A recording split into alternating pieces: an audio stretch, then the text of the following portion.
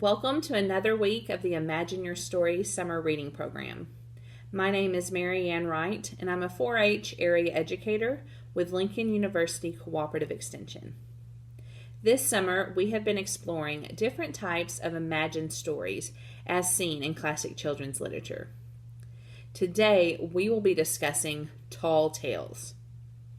Tall tales differ from the other types of imagined stories that we have discussed because they are often based on real people, places, and events.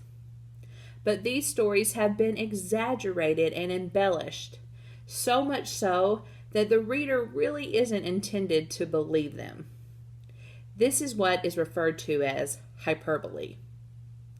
Now, these outlandish exaggerations are what makes a tall tale a tall tale. Usually the story is humorous because of the crazy, exaggerated characteristics of the characters in the story. Now, tall tales are similar to legends, but tall tales are usually associated with American history, specifically here in the United States. The origin of tall tales comes from the frontier days when these rough and rowdy men would tell stories about things that they had either done or seen. They began to add these embellishments and sort of bragged, and these tall tales grew from that. When these stories were passed down, they were often told in first and second person point of view. These stories continue to be passed down this way, and so because of that, tall tales have a familiarity to them. It feels like the person telling the story was actually there and witnessed these things firsthand. Now, like I mentioned earlier, tall tales are usually based on a real person, and this person is almost the hero of the story.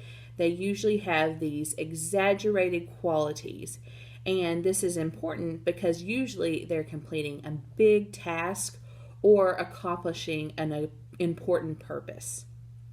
Because the task is so big, it requires somebody with superhuman strength or abilities to complete it.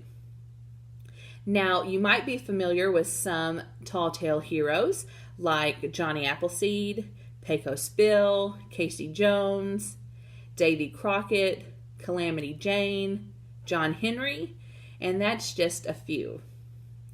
This week, we are going to be learning about somebody named Mike Fink.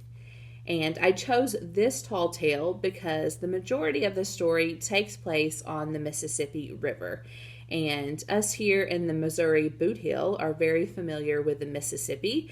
And so I thought this would be a fun story to explore. Now, Mike is king of the keelboat. So we are going to find out exactly what that means. This video of our story time will be posted tomorrow at 1 o'clock here on the Caruthersville Public Library Summer Reading Program 2020 page, and you can come and listen to that.